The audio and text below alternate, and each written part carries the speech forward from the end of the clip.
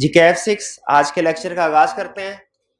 Chapter आज हम start करने जा रहे हैं चैप्टर 15 बजटिंग। ये हमारा फाइनेंशियल वाले पोर्शन में से चैप्टर है, यानी न्यूमेरिकल चैप्टर है। इसमें न्यूमेरिकल क्वेश्चंस होंगे। हमारे सिलेबस में सबसे लेंथी चैप्टर यही है, बजटिंग वाला।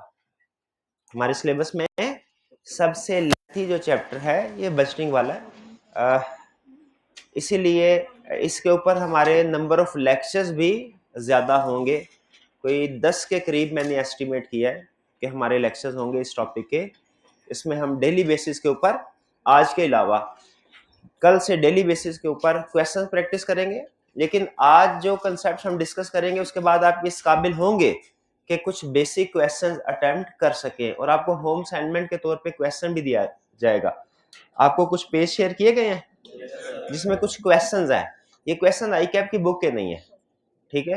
आई कैप की बुक के भी हम क्वेश्चन प्रैक्टिस करेंगे, लेकिन आई कैप की बुक में मैंने देखा, मेरी पहली कोशिश यही थी कि आई कैप की बुक से हम क्वेश्चन प्रैक्टिस करें, लेकिन उसमें जो क्वेश्चन स्टार्ट हो रहे हैं वो एडवांस लेवल से हो रहे हैं।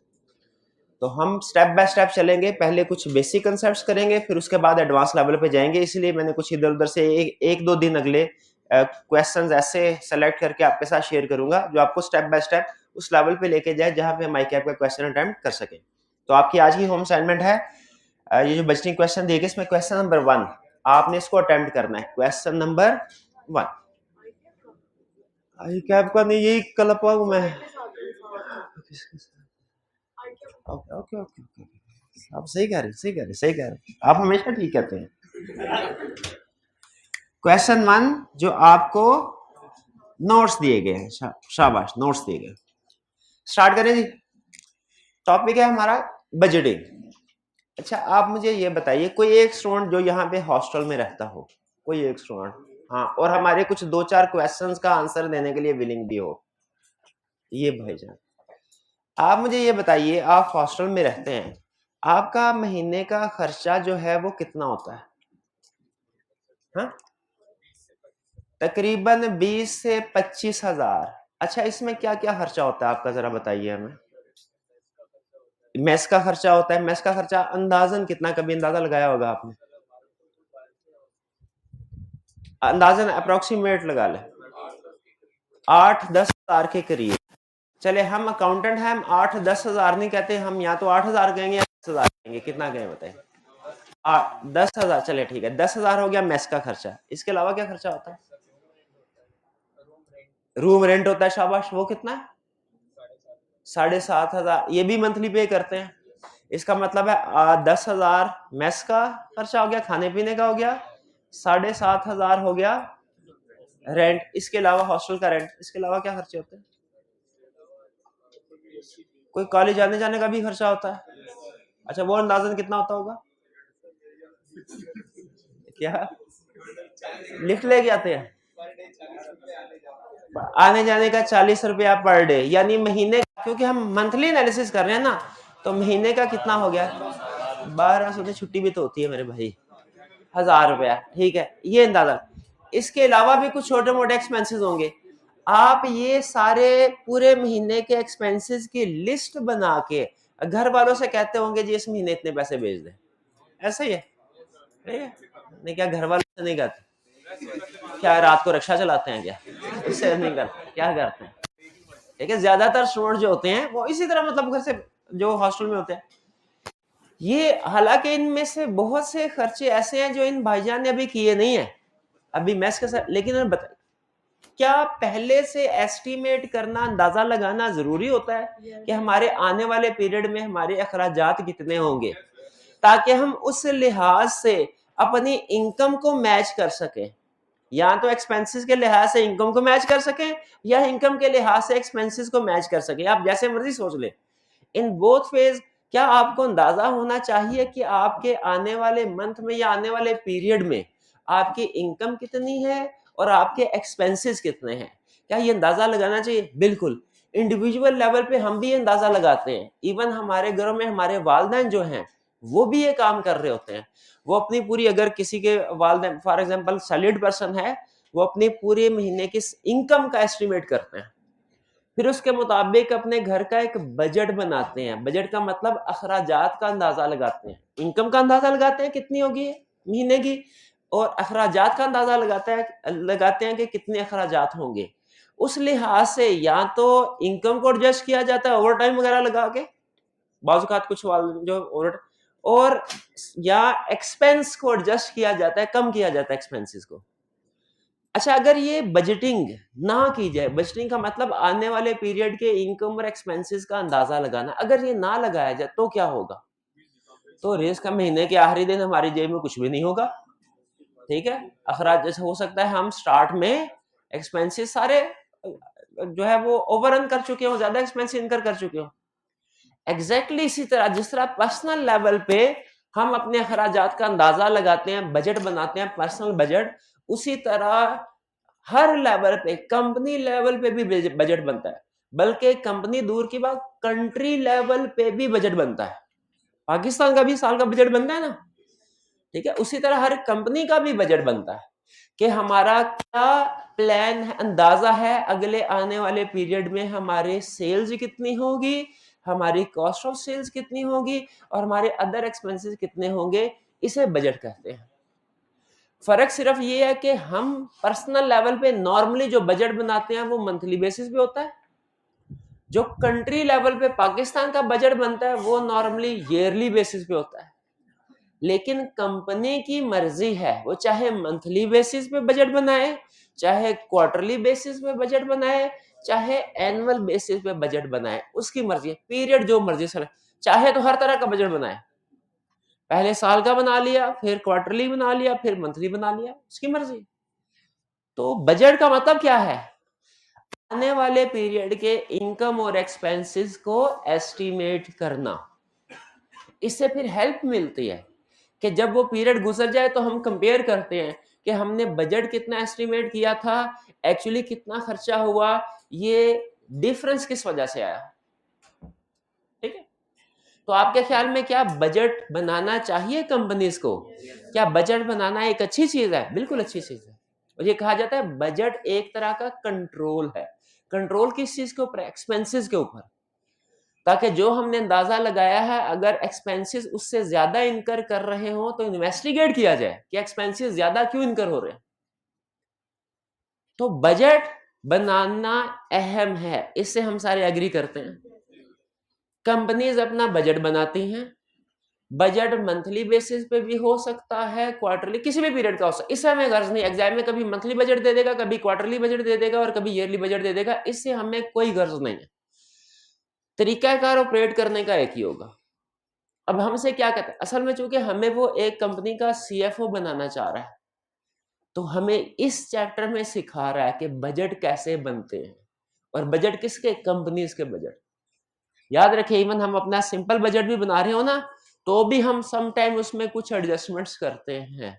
जैसे इस महीने का बजट है, आपने इन महीने साल के शुरू के 6 महीनों का बजट बना लिया जून तक, जब जुलाई में जाएंगे तो आपको अपने रेंट वाले एक्सपेंस में 10% इंक्रीज करना पड़ेगा उस एक्सपेंस को, क्योंकि आपको पता है हमारा रेंट इंक्रीज होता है। ठीक है, एग्जैक्टली उसी तरह जब आपको कंपनी का सीएफओ बनाएगा और आपसे कहेगा मेरी कंपनी का बजट बनाओ, तो याद रखे वो बजट भी उसमें कुछ कॉम्प्लेक्स कैलकुलेशंस आएंगी। लेकिन याद रखे ये पूरा चैप्टर कंप्लीट समझने के बाद, इसमें एडजस्टमेंट सारी उनको स्टडी करने के बाद, मेरा जो इस चैप्टर के बारे में ओपिनियन है वो सुन लें कि चैप्टर अगर आप इसको सिस्टमेटिकली स्टेप बाय स्टेप लेके चले तो चैप्टर मॉडरेट है, बल्कि आसान है। कंसेप्ट इसमें आसान है, कैलकुलेशन ज्यादा है। यानी कैलकुलेशन, जैसे आपने इन्वेस्टमेंट अप्रेजल में देखा, उसमें कंसेप्ट आसान थे, बस बाज़ औक़ात कुछ कैलकुलेशंस को मुश्किल कर देता था। अब इन्फ्लेशन की एडजस्टमेंट हम में से हर एक को करना आती है। वो सिर्फ क्वेश्चन में ये करता था, इंफॉर्मेशन एम्बिगुअस ही दे देता है कि जिससे पता नहीं चलता हमें कि इन्फ्लेशन ईयर 1 से स्टार्ट करनी है कि ईयर 2 से करनी है। ठीक है, ये इस तरह की एम्बिगुअस वरना कंसेप्ट बिल्कुल इजी है। कैलकुलेशन में वो हमें थोड़ा सा, एग्जैक्टली इसी तरह बजटिंग में उससे भी ज्यादा कैलकुलेशंस आएंगी। कैलकुलेटर का इस्तेमाल बहुत, लेकिन कंसेप्ट इसमें कम है। और अगर आप सिस्टमेटिकली चले फॉर्मेट के साथ सिस्टमेट, इस बजटिंग में सबसे अहम चीज है एक फॉर्मेट सीखना और उसको फॉलो करना। कल क्वेश्चंस करने के बहुत से फॉर्मेट है, एक जो सबसे आसान फॉर्मेट है उसको सीखना और उसके मुताबिक क्वेश्चन करना, सिस्टमेटिकली चलना। दो चीजें, फॉर्मेट, सिस्टमेटिकली का मतलब क्या है, स्टेप बाय स्टेप। आपको पता होना चाहिए क्वेश्चन आपने स्टार्ट कहां से करना है, उसके बाद क्या करना है और कैसे एंड तक उसको लेके चलना है। ऐसे नहीं कि जो भी इंफॉर्मेशन सामने है उसको कहीं ना कहीं फिट करने बैठ गए, नहीं। आपको अपने माइंड में बहुत क्लियर होना है किस चीज के बारे में, एक इस क्वेश्चन का फॉर्मेट क्या होगा, और दूसरा पहला काम क्या करना है, दूसरा काम क्या करना है, तीसरा काम क्या करना है, स्टेप बाय स्टेप। ये दो चीजें इस पूरे चैप्टर में सबसे अहम होने वाली है। क्लियर? तो चलिए अब वापस चलते हैं हम बजट्स की तरफ। बजट बनाना सीखना है हमने इस चैप्टर में। किसका बजट बनाना सीखना है? कंपनी का। और इसको एक टेंशन के तौर पे ना लीजिएगा कि क्या मुश्किल टॉपिक। भाई बजट बनाना सीखेंगे तभी आप किसी जगह जॉब पे जाके बैठेंगे तो आपको सैलरी मिलेगी। बजटिंग एक इंपॉर्टेंट टेक्निक है जो आपकी स्किल में इजाफा करते हैं। बजट बनाना है हमने। बजट की कितनी टाइप्स हैं ये सुन लीजिए। अच्छा, ये मैं जितनी भी डिस्कशन करूंगा सिलेबस की हद तक करूंगा, मे भी आगे चल के आपको कोई और बजट की टाइप भी सामने आ जाए, सिलेबस की हद तक डिस्कशन करूंगा। पहले टाइप फंक्शनल बजट। अच्छा बल्कि मुझे एक चीज बता दें, सिंगल एंट्री सिस्टम ये सुना है कभी आपने? पढ़ा नहीं। FAR 1 में होता है कि इंट्रो में होता है?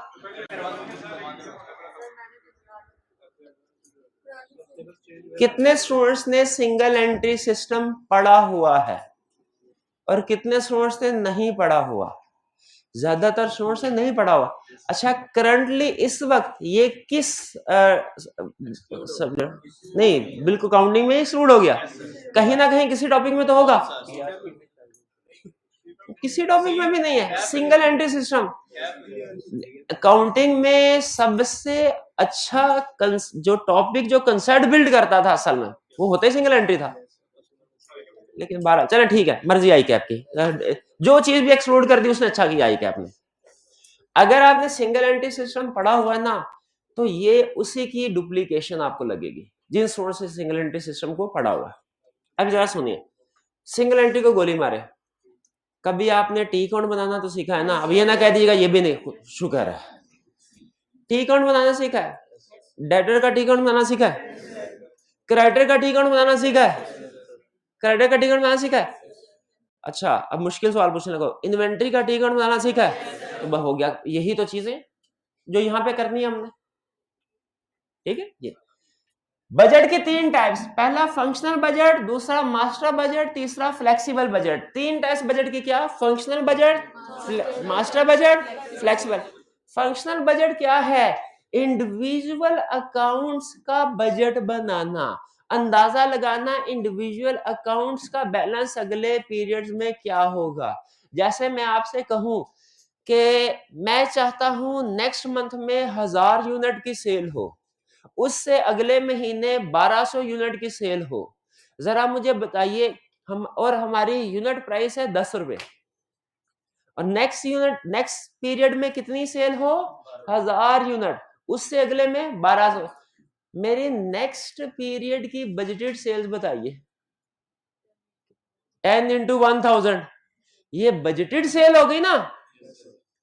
आपने नोट किया, मैंने आपको नंबर ऑफ यूनिट सोल्ड बताए हैं 1000 है नंबर ऑफ यूनिट सोल्ड, और 10 क्या है? Sale price. तो मेरी अगले पीरियड 1 की बजटेड सेल्स कितनी हुई? Units into sale price 10,000। और पीरियड 2 की बजटेड सेल्स कितनी हुई? 12,000। वो कैसे कैलकुलेट किया आपने? 1200 मल्टीप्लाई बाय 10। क्लियर? और अगर मैं इसी को मुश्किल कर दूं, मैं आपसे कहूं मेरी पीरियड 1 की सेल्स है यूनिट्स में 1000 और प्राइस है 10 रुपीज, और नेक्स्ट पीरियड में सेल्स बढ़ेगी 20% से और प्राइस कम होगी 5% से। और शाबाश, प्राइस को 0.95 कर देंगे और सेल्स को 1.2 कर देंगे। नेक्स्ट, अब देखिए इसमें कोई मुश्किल कंसेप्ट है नहीं, लेकिन कैलकुलेशन मुश्किल हो गई। आपको प्राइस भी रिवाइज करना पड़ी, आपको क्वांटिटी भी रिवाइज, इसी तरीके से कैलकुलेशन करवाएगा आपको, कभी इंक्रीज देके कभी डिक्रीज देके। कंसेप्ट सिंपल होगा कि क्वेश्चन में जो भी इंफॉर्मेशन उसने दी है और जिस चीज को इंक्रीज करवा रहा है हम इंक्रीज करेंगे, जिस चीज को डिक्रीज करवा रहा है हम डिक्रीज करेंगे, ठीक है। अच्छा, आपने काउंटिंग की है, ये भाईजान अकाउंटेंट बैठे हुए एंड पे, आप मुझे ये बताइए कभी आपने जिंदगी में इनकम स्टेटमेंट बनाई? बताइए कहां से होती है? सेल स्टार्ट कहां से होती है? इनकम स्टेटमेंट स्टार्ट कहां से होती है? पक्की बात है, सेल से शुरू होती है। उसी तरह हमारी बजटिंग भी स्टार्ट होती है सेल से। आपने कभी सोचा कि सबसे पहले सेल्स क्यों आती है इनकम स्टेटमेंट में? इनकम स्टेटमेंट, बैलेंस शीट, सारी फाइनेंशियल स्टेटमेंट्स है ना, इनमें सबसे पहले बनती है इनकम स्टेटमेंट, और पूरी इनकम स्टेटमेंट में सबसे पहले आती है सेल्स। कभी सोचा क्यों? इसलिए कि सेल्स पूरे बिजनेस की सबसे अहम इकोनॉमिक इंडिकेटर और फिगर होती है। सेल्स के इर्द गिर्द सारी चीजें घूम रही होती हैं। अगर सेल इंक्रीज हो तो एक्सपेंसेस भी इंक्रीज होते हैं। हर अकाउंट यूं समझ लीजिए सेल्स के साथ डायरेक्टली या इनडायरेक्टली लिंक्ड होता है। हर अकाउंट, आपके एक्सपेंसेस भी इंक्रीज हो रहे होंगे ना, सेल इंक्रीज हो रही हो एक्सपेंसेस भी इंक्रीज होने चाहिए, सेल डिक्रीज हो रही हो एक्सपेंसेस भी डिक्रीज होने चाहिए। इवन इसी तरह सेल इंक्रीज हो रही हो आपके एसेट्स भी इंक्रीज होने चाहिए। तो सेल्स आपके पूरे बिजनेस की सबसे अहम फिगर। इसीलिए प्रैक्टिकली जब हम बजट बनाते हैं तो सबसे पहले किस चीज का बजट बनाते हैं? सेल्स का बजट। यानी बजट की 3 types, functional, master, flexible. Functional का मतलब क्या है? इंडिविजुअल आइटम्स का बजट बनाना, जैसे sales, individual area, individual accounts का सेल्स का बजट बनाना, जैसे मटेरियल का बजट बनाना, लेबर का बजट बनाना, एडमिन एक्सपेंसेस का बजट बनाना, है? बिल्कुल, ओवरहेड्स का बजट बना, इंडिविजुअल अकाउंट्स का बजट बना, इसे क्या कहते हैं? Functional budget. अगर मैं आपसे कहूं कि जरा फिनिश गुड्स का बजट बना के बताओ मुझे कि नेक्स्ट मंथ के एंड में हमारे पास फिनिश गुड का कितना स्टॉक होना चाहिए, और उसके अगले साल, अगले मंथ में हमारे पास फिनिश गुड का कितना स्टॉक होना, तो ये कौन सा बजट होगा? फंक्शनल बजट होगा या मास्टर बजट? फंक्शनल बजट होगा, जिसे आप कहते हैं आसान अल्फाज में, अकाउंटेंट की लैंग्वेज में अगर मैं बोलूं तो फंक्शनल बजट का मतलब है टी काउंट्स का बजट बनाना। मास्टर बजट का मतलब क्या है? फाइनेंशियल स्टेटमेंट्स का बजट बनाना। यानी फाइनेंशियल स्टेटमेंट्स में क्या चीजें शामिल होती हैं? Cash flow statement, income statement, balance sheet. तो मास्टर बजट बेसिकली कॉम्बिनेशन है, एग्रीगेट है इन सारे बजट्स का। ये इंडिविजुअल अकाउंट्स है, इन सारे फंक्शनल बजट का सम कर दें तो मास्टर बजट बन जाएगा। आप देखिए इनकम स्टेटमेंट में हर तरह का इनकम आ जाएगी, हर तरह का एक्सपेंस आ जाएगा। अगर मैं आपसे कहूं डेटर्स का बजट बनाओ, डेटर्स का बजट बनाओ, वो फंक्शनल बजट है। क्राइटेरिया का बजट बनाओ, फंक्शनल बजट। अगर हमसे कहूं balance sheet, budgeted balance sheet बनाओ, मास्टर बजट। क्यों? क्योंकि उसमें डेटर्स भी आ रहे हैं, उसमें क्रेडिटर्स भी आ रहे हैं, उसमें इन्वेंट्री भी आ रही है। फंक्शनल बजट और मास्टर बजट में फर्क समझ आ गया? आगे चलते हैं फ्लेक्सिबल बजट। फ्लेक्सिबल बजट ये होता है कि आपने कभी एस्टिमेट किया हो, अगर मैं हर रोज 2 घंटे पढूं, एक सब्जेक्ट पास होता है, और अगर मैं 4 घंटे पढूं तो 2 सब्जेक्ट, और अगर 6 घंटे पढ़ा जाए 3 सब्जेक्ट, और अगर 8 घंटे पढ़ा जाए 4 सब्जेक्ट्स, 4 सब्जेक्ट्स। ये जो है ना, आप डिफरेंट कैपेसिटी यूटिलाइजेशन में, कि अगर 2 घंटे काम करें प्रोडक्शन इतनी, 4 घंटे काम करें प्रोडक्शन इतनी, ये है फ्लेक्सिबल बजट।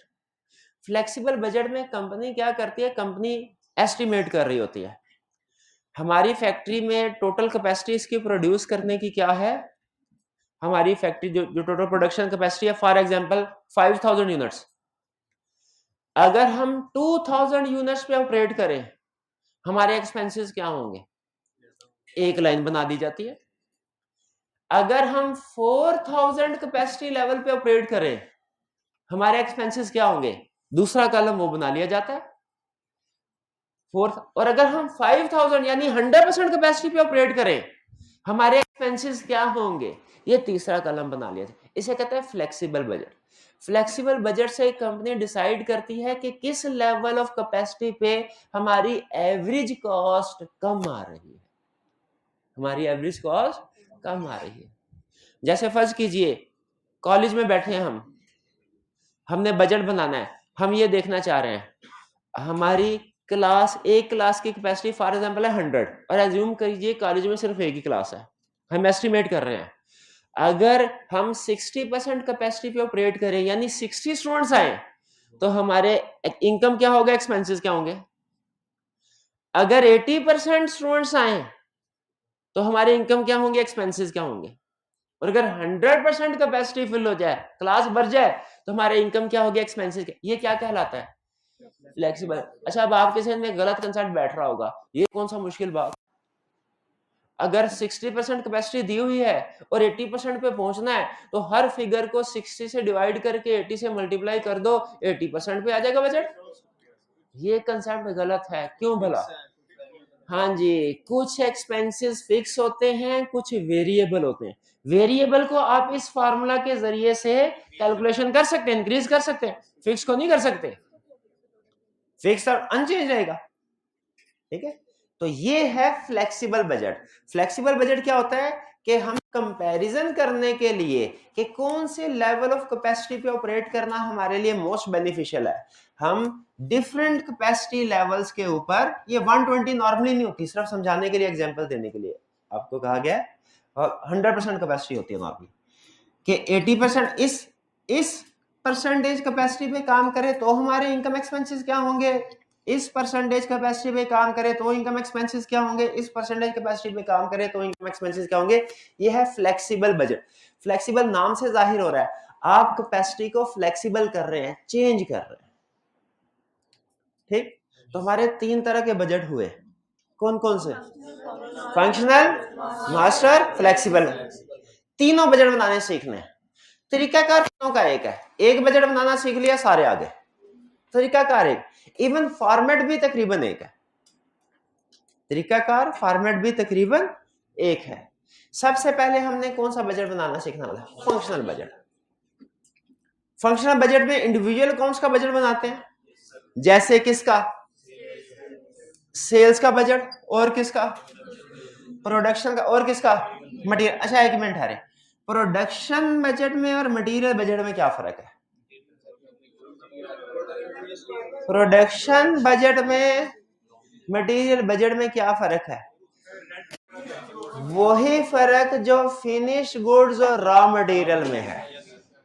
प्रोडक्शन बजट में हम फिनिश गुड्स की बात होते हैं कि हमने कितने फिनिश गुड्स प्रोड्यूस करनी है, कितने फिनिश गुड्स प्रोड्यूस, जबकि मटेरियल बजट में हम क्या बात कर रहे होते हैं, कितना रॉ मटेरियल हमने खरीदना है, कितना रॉ मटेरियल हमने। अब जरा सोचिएगा, सोचिएगा ये जो सेल्स बजट में जितने भी यूनिट्स सेल हो रहे हैं ये किस बजट के से आ रहे हो, आउट हो रहे होंगे, प्रोडक्शन बजट से या मटेरियल बजट से। पक्की बात है, यस।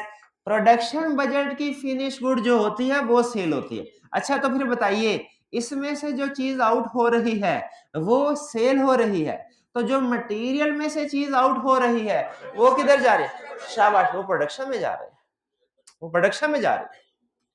ठीक है, इसी तरह लेबर बजट, ये भी प्रोडक्शन, और ओवरहेड, क्योंकि आपने फार्मूला याद किया होगा अकाउंटिंग में, क्या, कॉस्ट ऑफ गुड्स सोल्ड या cost of sales is equal, 3 components होते हैं, मटेरियल, लेबर, ओवरहेड।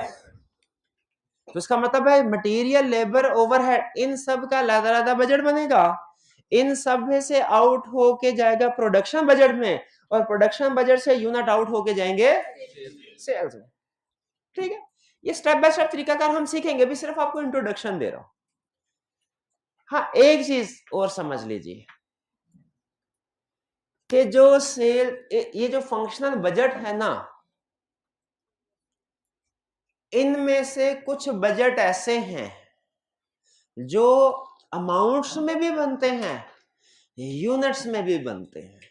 आपने ये सबसे बड़ी गलती नहीं करनी जो अक्सर स्टूडेंट करते हैं, क्या कि अमाउंट्स के बजट को और यूनिट के बजट को मिक्स नहीं करना। अमाउंट के बजट को और यूनिट्स के बजट को मिक्स नहीं करना। हर अकाउंट दोनों तरह से नहीं बनता, यानी अमाउंट्स की शक्ल में तो हर तरह का अकाउंट बन जाएगा, लेकिन यूनिट्स की शक्ल में कुछ बजट बनते हैं, कुछ नहीं बनते। सेल्स बताइए, जरा गैस कीजिए, अमाउंट्स में बनता है सेल्स का बजट? अमाउंट्स में बनता है। यूनिट्स में भी बनता है क्या? यूनिट्स में भी बनता है, शाबाश। मटेरियल का बजट बताइए, सॉरी प्रोडक्शन का बजट बताइए। दोनों में। मटेरियल का दोनों में, क्योंकि जहां जहां पे इन्वेंट्री आती है ना, इन्वेंट्री इन्वॉल्व होती है, वहां पे यूनिट्स का बजट भी बनेगा, अमाउंट्स का भी बनेगा।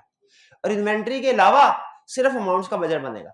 Selling expense, admin expense, overhead, amounts, debtors amounts में, क्रेडिटर्स अमाउंट्स में। ठीक है, तो कुछ बजट ऐसे हैं जो हमारे यूनिट्स में भी बना करेंगे, अमाउंट्स में तो सारे बजट बना करेंगे, कुछ बजट ऐसे हैं जो यूनिट्स में भी बना करेंगे।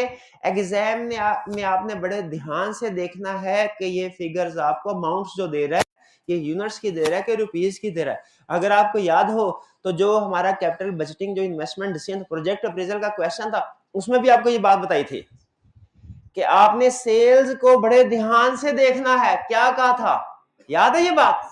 सेल्स को बड़े क्या देखना है सेल्स में, ये अमाउंट में है, रुपीस इन मिलियन में है कि यूनिट्स में? किसमें हमारी जिंदगी आसान होती थी वहां पे कैपिटल अप्रेजल वाले में? जब अमाउंट्स में दिया था, क्योंकि यूनिट्स में दिया था तो हमने, हालांकि यूनिट्स में भी रॉकेट साइंस कोई नहीं होती थी, सिर्फ कैलकुलेशन होती थी, मल्टीप्लाई करना होता था, लेकिन करना पड़ता था, और करना ही तो मुश्किल है हमारे लिए। ठीक है भाई, ये टाइप्स समझ आई आपको? चलिए, अब आपको सबसे अहम चीज की तरफ लेके चलता हूं, इनके फॉर्मेट क्या। ठीक है, देखें पहले लेक्चर से ही हम बजटिंग का क्वेश्चन कर सकते थे, लेकिन आपको पता है मेरी आदत है, कोशिश ये होती है कि दो चीजें, न्यूमेरिकल जो भी कंसेप्ट है, दो चीजों के साथ करें, एक फॉर्मेट के साथ और दूसरा सिस्टमैटिकली। सिस्टमैटिक का मतलब स्टेप बाय स्टेप क्लियर होना चाहिए हमें, पहले क्या करना है, बाद में क्या करना है, उसके बाद क्या करना है। तो बताइए, जब कभी आप प्रैक्टिकली भी बजट बना रहे होंगे, सबसे पहला काम आपने क्या करना है, कौन सा बजट बनाना है? सबसे पहला, भाई ऑन कीजिएगा ये प्रोजेक्टर, सबसे पहला काम क्या करना है, फंक्शनल बजट बना। फंक्शनल बजट में किस चीज का बजट बनाना है? सेल्स का, शाबाश। और अच्छा, सेल्स का बजट बनाएंगे, उसमें जो नंबर ऑफ यूनिट सोल्ड अगर उसने दिए हुए हैं तो अच्छी बात, और अगर नहीं दिए हुए तो कहां से कैलकुलेट होंगे? प्रोडक्शन से। ठीक है, प्रोडक्शन। और प्रोडक्शन का बजट किससे रिलेट कर रहा है भला? मटेरियल लेबर से, शाबाश। अब आप ऐसा कीजिए, लर्निंग ऑब्जेक्टिव 1 जो आपको दिया गया है ना, इसकी रीडिंग कर लीजिए, आपके पास 3 मिनट है, 3 मिनट के बाद मैं आपके साथ फॉर्मेट शेयर करूंगा। पॉज कीजिएगा जी। अब हम चलते हैं फॉर्मेट्स की तरफ। ये फॉर्मेट याद रखें, आपको आईकैप की बुक में या डिफरेंट बुक्स में डिफरेंट फॉर्मेट नजर आएंगे, वो फॉर्मेट भी ठीक है, उनमें कोई गलती नहीं है। ठीक है, लेकिन असूल ये होता है कि जो स्टूडेंट्स जिस टीचर से पढ़ रहे हैं उसको फॉलो करेंगे, तो आपने हमेशा जो फॉर्मेट फॉलो करना है वो जो मैं आपको सिखाया करूंगा। फॉर्मेट डिफरेंट है, प्रेजेंटेशन डिफरेंट है, लेकिन आंसर सेम आएगा, ये पक्की बात है। अगर किसी भी क्वेश्चन में आपके आंसर में अगर डिफरेंस आ रहा है ना, तो वो फिर गलत हो सकता है, लेकिन अगर फॉर्मेट डिफरेंट है, इससे कोई फर्क नहीं पड़ता। क्लियर? तो चलते हैं अब हम फॉर्मेट ऑफ सेल्स बजट। सबसे पहले देखिए, क्वेश्चन वो डिफरेंट तरह का दे, हो सकता है आसान क्वेश्चन दे जिसमें एक ही प्रोडक्ट है, जिसको वो सेल कर रही है कंपनी, और हमें वो एक ही पीरियड यानी एक ही साल का हमें वो बजट बनवा रहा है, ठीक है, एक ही साल का बजट बनवा रहा है हमसे। अगर ऐसी बात है तो हमारे लिए बहुत आसान है क्वेश्चन,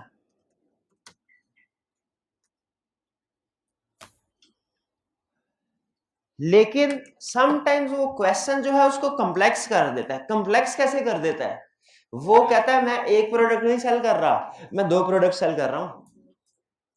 वो कहता है एक पीरियड की नहीं बजट चाहिए, मुझे 2 पीरियड 3-4 पीरियड का बजट चाहिए। तो आपने उस सूरत में क्या करना है, प्रोडक्ट 1, अगर तो सिर्फ एक प्रोडक्ट सेल हो रही है और एक ही पीरियड है, बहुत आसान, इधर लिखे प्रोडक्ट 1, यहां पे लिखे units at the rate of price is equal to हमारा रेवेन्यू आ जाएगा। इसका मतलब सबसे आसान क्वेश्चन हुआ तो एक ही कैलकुलेशन में हमारी बजट सेल्स आ जाएगी।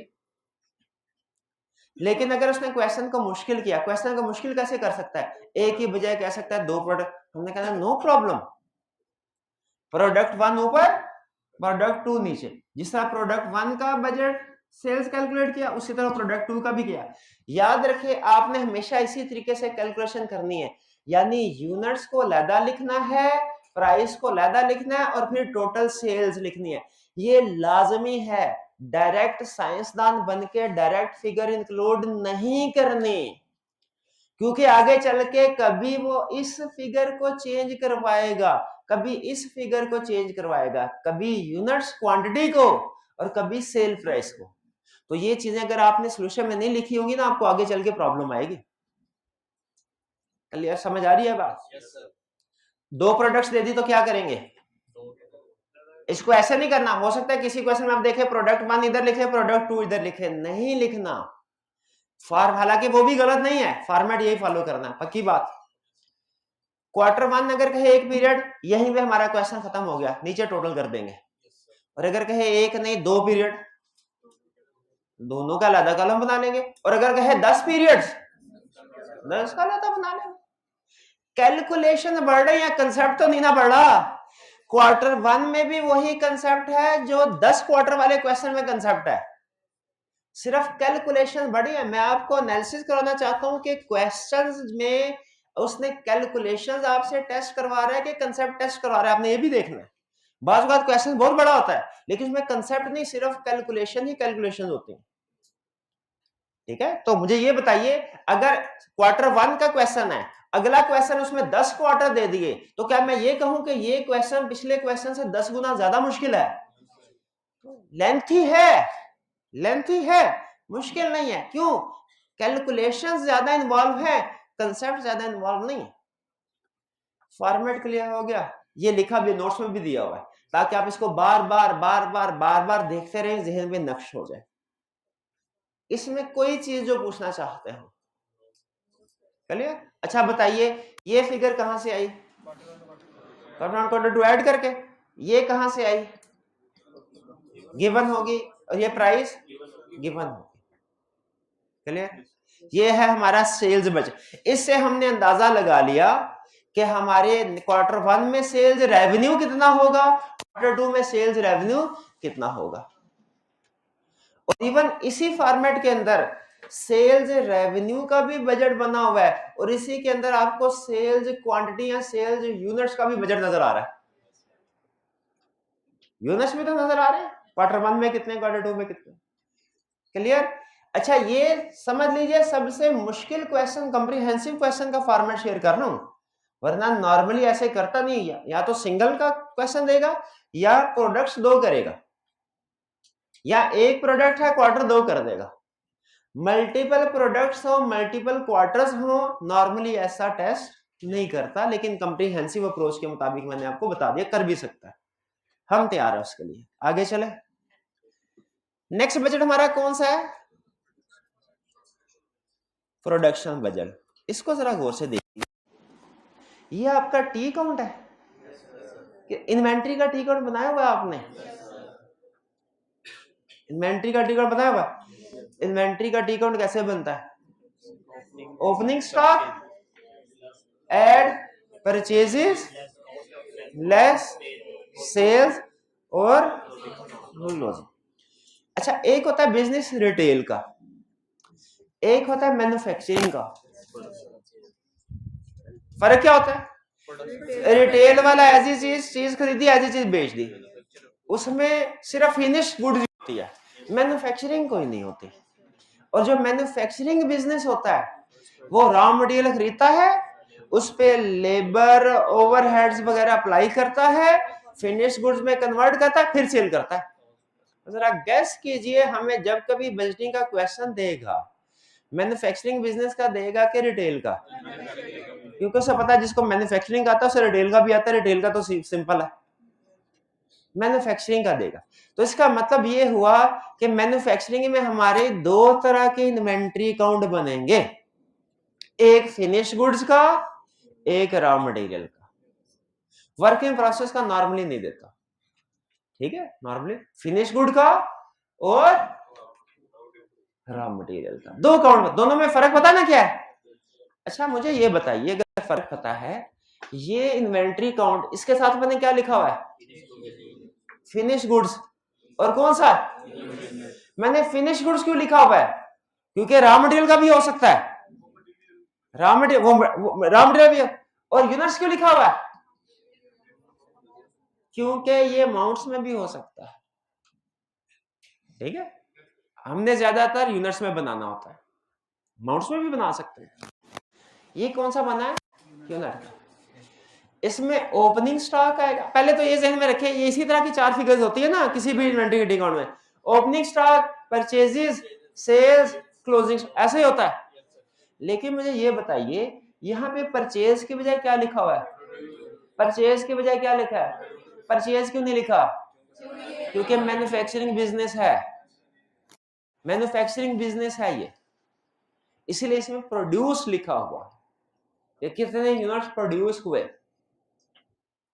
क्वेश्चन में क्या करवाएगा? आपको ओपनिंग स्टॉक देगा, या तो डायरेक्टली दे देगा ओपनिंग स्टॉक कितने यूनिट है, या कहेगा कि जी पिछले साल जितना क्लोजिंग स्टॉक था ना, इस साल उससे 10% ज्यादा क्लोजिंग स्टॉक होना चाहिए, या जो क्लोजिंग स्टॉक है ओपनिंग उससे 10% कम होना चाहिए।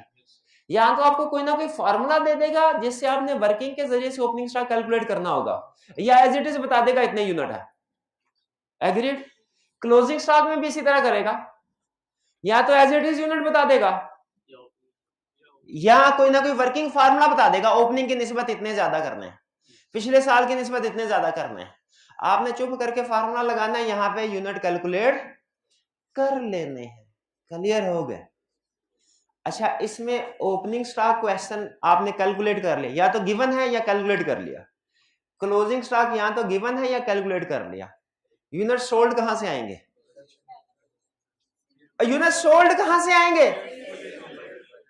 सेल्स बजट से, जो कि हम कैलकुलेट कर सकते। अच्छा, अब इसमें ना क्वेश्चन डिफरेंट वे में चलता है, बाज़ औक़ात वो आगे की इंफॉर्मेशन दे के कहता है रिवर्स आओ, बाज़ औक़ात वो पीछे से इंफॉर्मेशन दे के कहते हैं आगे चलो।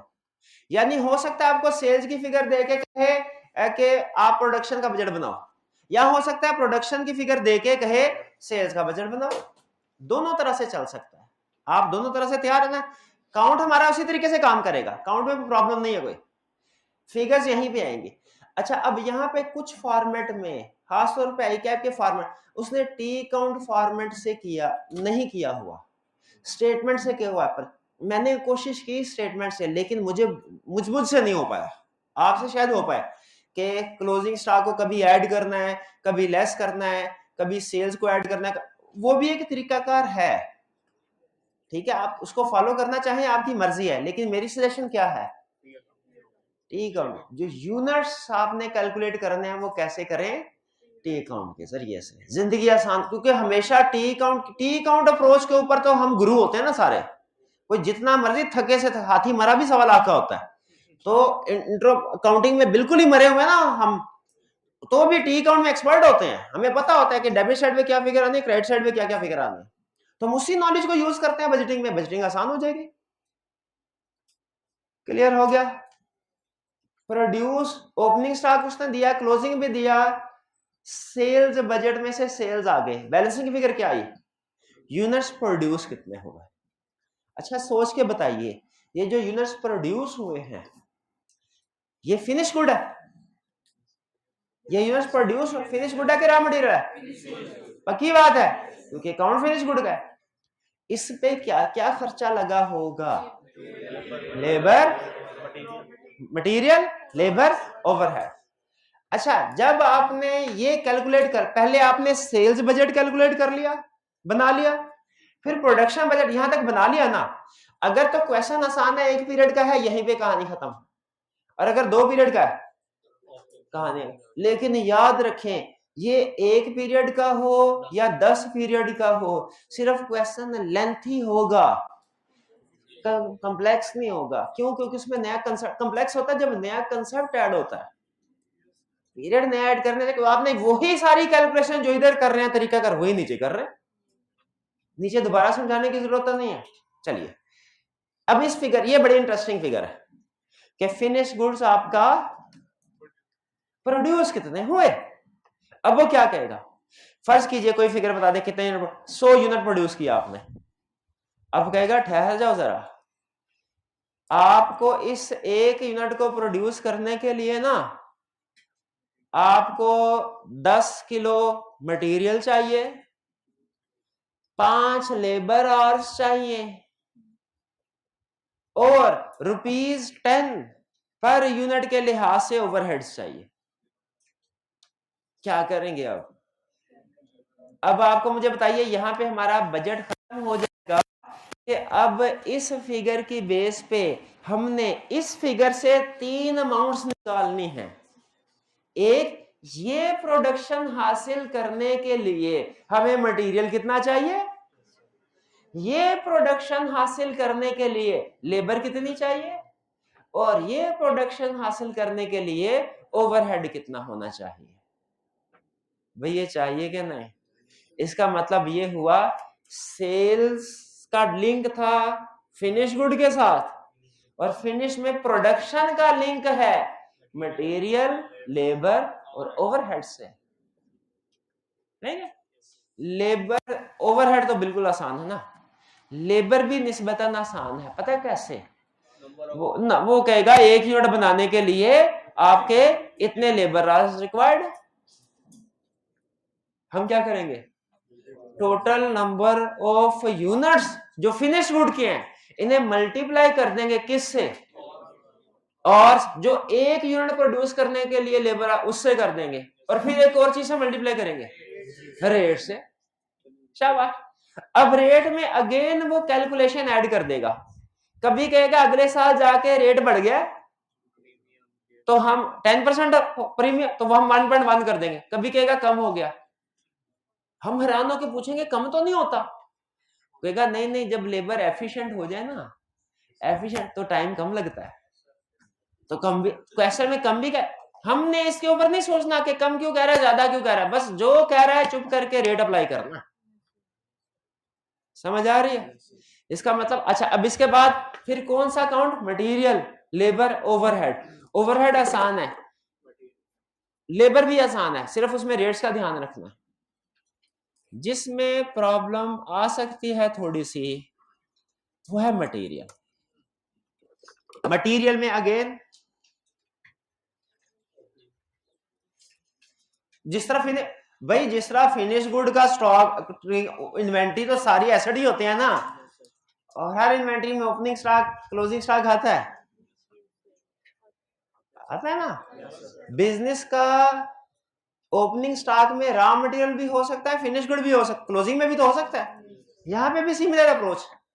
ये मटेरियल अकाउंट है, आगे लिखा हुआ है रॉ रॉ, फिनिश गुड नहीं, रॉ इन यूनिट्स, ये यूनिट्स में है, अगर जरूरत पड़े आसानी से रुपीस में कन्वर्ट हो सकता है, वो बेफिक्र है आसानी से हो सकता है, लेकिन यूनिट्स में आपने गौर करना कि बन रही है।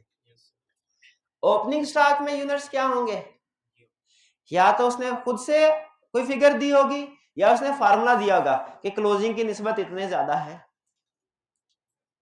ठीक है, या जो पिछले साल की प्रोडक्शन है ना उसका 10% क्लोजिंग बैलेंस होना चाहिए। कोई ना कोई फार्मूला दिया होगा, यहाँ तो टोटल फिगर दे दी होगी, कि फार्मूला दिया होगा, चुप करके जो भी उसने चीज दी या फिट कर देनी हमने। एग्रीड। डोर का एक सिरा हमारे पास आ जाए ना, सेल्स है सिरा वो, तो सेल से हम फिनिश लपेटते जाते हैं डोर को, सेल से फिनिश गुड से रॉ मटेरियल, लेबर, ओवरहेड, सारे बजट बन जाते हैं। ओपनिंग स्टॉक आ गया, क्लोजिंग स्टॉक आ गया, ये क्या है? कंज्यूम, जो प्रोडक्शन पे लगा। अच्छा जरा सोच के बताइए, इसका मतलब है फिनिश गुड्स में जो प्रोडक्शन में ऐड हो रही थी फिगर, वो यहां पे लेस हो रही है, लेस हो रही है। ये पक्की बात है, क्योंकि यहां से आउट हो रहा है, उधर इन हो रहा है। लेकिन याद रखें, यहां से आउट एक हो रहा है, उधर इन 3 हो रहे थे, वो 3 फिगर्स का ऐड बनेगा। शाबाश, मटेरियल, लेबर और ओवरहेड। लेकिन बार इधर से आउट होके जाएगा किधर? प्रोडक्शन में। लेबर से आउट होके जाएगा किधर? प्रोडक्शन। ओवरहेड से आउट होके जाएगा किधर? प्रोडक्शन में। ये ध्यान में रखिएगा, ठीक है। कंज्यूम कितने units produce multiply by material per unit, ये फार्मूला बताइए क्या कह रहा है?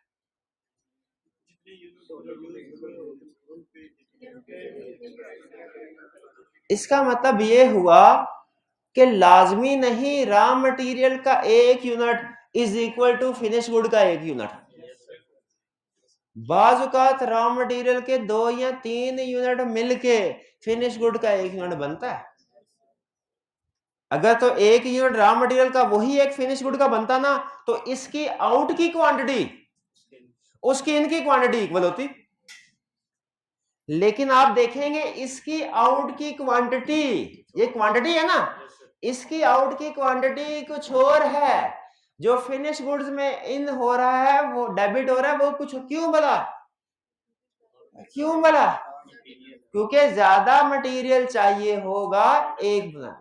अगर तो 1 यूनिट मटेरियल का चाहिए एक फिनिश गुड के लिए, तो फिर ये टैली हो जाएगी फिगर। लेकिन अगर ज्यादा यूनिट चाहिए रॉ मटेरियल के एक फिनिश गुड का बनाने के लिए, तो फिर ये वाली फिगर ज्यादा होगी और प्रोडक्शन वाली फिगर, समझ आ रही है बात? असल में ये फिगर मैच करेगी यूनिट्स प्रोड्यूस की उस प्रोडक्शन बजट के साथ। क्लियर? इसमें अब बैलेंसिंग फिगर क्या आएगी? प्रोडक्शन वाले में आई थी प्रोड्यूस, यह है परचेजेस। कोई फर्क समझ आया? फर्क समझ आया? अच्छा अब थोड़ा अकाउंटिंग की बात कर ले। अकाउंटिंग मुझे कोई 15-20 साल हो गया, हो सकता है मेरा डेबिट क्रेडिट खत्म हो गया, आप ठीक करवा दीजिएगा। जो प्रोडक्शन डिपार्टमेंट था ना, प्रोडक्शन पिछला, भाई बहुत अहम कंसेप्ट है प्रोड्यूस्ड, इसकी एंट्री होगी मेरे ख्याल में finish goods debit, raw material credit, ऐसे है। इसीलिए ये फिनिश गुड डेबिट हो रहा है यहां पे, और वहां पे राम भाई ठीक है मेरी एंट्री गुड। इसका अभी भी मेरे अंदर का चार्टर्ड अकाउंटेंट जिंदा है। परचेज ये इधर आ गए, ठीक है, उधर डेबिट इधर क्रेडिट। अगला सवाल क्या है मेरा भला? शाबाश, इसकी एंट्री क्या होगी? Raw material debit, purchases credit. ये हाल है आपका, आप तो मेरे से भी गए गुजरे हैं। शाबाश, पेबल्स क्रेडिट, क्रेडिटर्स क्रेडिट। इसका मतलब है कहानी यहाँ पे खत्म नहीं हुई, एक क्रेडिटर का भी बजट बनेगा, और अगर क्रेडिटर का बजट बनेगा तो अगला क्या पॉइंट बता रहा हूं, क्रेडिटर का तो डेटर का भी बनेगा, ठीक है। ये ध्यान में रखेगा, डेटर का जब बजट बनाएंगे ना, टी अकाउंट बनाएंगे, उसमें फिगर डायरेक्ट सेल्स की चली जाएगी। अच्छा फिर बता, आखिरी सवाल, अगर ये आपने सही बता दिया तो आज का लेक्चर मैंने समझा दिया और आपने समझ लिया। लेकिन अगर इसका जवाब सही नहीं बता सके, ना मैं कुछ समझा पाया ना आप कुछ समझ पाए, दोनों का इम्तिहान है। बजट बना रहे हैं, सेल्स का बजट बनेगा, फिर उसके साथ साथ प्रोडक्शन बजट बनेगा, फिर उसके साथ साथ मटेरियल लेबर ओवरहेड का बजट बनेगा, फिर इसके साथ क्वेश्चन बड़ा हुआ तो डेटर क्रेडिटर का बजट बनाने को भी कह सकता है। जब डेटर का बजट बनाएंगे उसमें डेबिट साइड पे जो फिगर आएगी वो किस बजट से आएगी? करेक्ट, ये तो अभी बता दिया। असल सवाल अब क्रेडिटर का बजट बनाएंगे, उसमें जो क्रेडिट साइड पे फिगर आएगी वो प्रोडक्शन बजट से आएगी या मटेरियल बजट से? कितने स्टूडेंट्स का हाल है प्रोडक्शन बजट से आएगी, कितनों का हाल है मटेरियल बजट? शाबाश, बेहतरीन, मटेरियल बजट। क्योंकि हम क्रेडिटर से रॉ मटेरियल बाय करते हैं, फिनिश गुड्स नहीं बाय करते, वो तो हम खुद मैन्युफैक्चर। शाबाश, बेहतरीन। अब मुझे तसल्ली हो गई है कि आप क्वेश्चन अटेम्प्ट कर सकते हैं जो आपको होम असाइनमेंट के तौर पे मैंने दिया। ये कौन सा क्वेश्चन है भला? हाँ मैम, ये क्या है? वॉल ऑन गोइंग, पता नहीं कुछ वॉल ऑन गोइंग है बजो। हाँ जी बिल्कुल, ये इसका सोल्यूशन भी दिया हुआ है नीचे। क्या सोल्यूशन दिया हुआ है? फॉर्मेट नहीं है, फॉर्मेट आपने हमारे वाला यूज करना है, फॉर्मेट हमारे वाला यूज करना है, ठीक है, और इसको मैच करना है। शायद थोड़ा सा आपके लिए जिंदगी का पहला बजटिंग का क्वेश्चन है और ये भी मॉडरेट लेवल का है, इजी नहीं है, थोड़ी सा स्ट्रगल करनी पड़े लेकिन कर लेंगे। पहले तसल्ली से जो पढ़ा है आपने आज घर जाके पढ़ लीजिएगा। फॉर्मेट खास तौर पे फॉर्मेट की एक एक फिगर देख लीजिएगा कौन सी कहां से निकल के कहां जा रही है, फिर इसके बाद ये क्वेश्चन कीजिएगा। थोड़ा सा मुश्किल लगेगा आपको, है भी, लेकिन बहरहाल सीए की क्वेश्चन की तैयारी करनी है तो आप कर सकते हैं। मेरा कंसेप्ट क्लियर हुआ तो कर सकते हैं, कर लेंगे इसको अटेम्प्ट। चलिए कल फिर इसको हम क्लास में भी डिस्कस करेंगे, लेकिन मैं चाह रहा हूं कि पहले आप इसको घर से एक दफा अटेम्प्ट करके। आज का लेक्चर यहाँ पे खत्म करते हैं हम। अल्लाह हाफिज।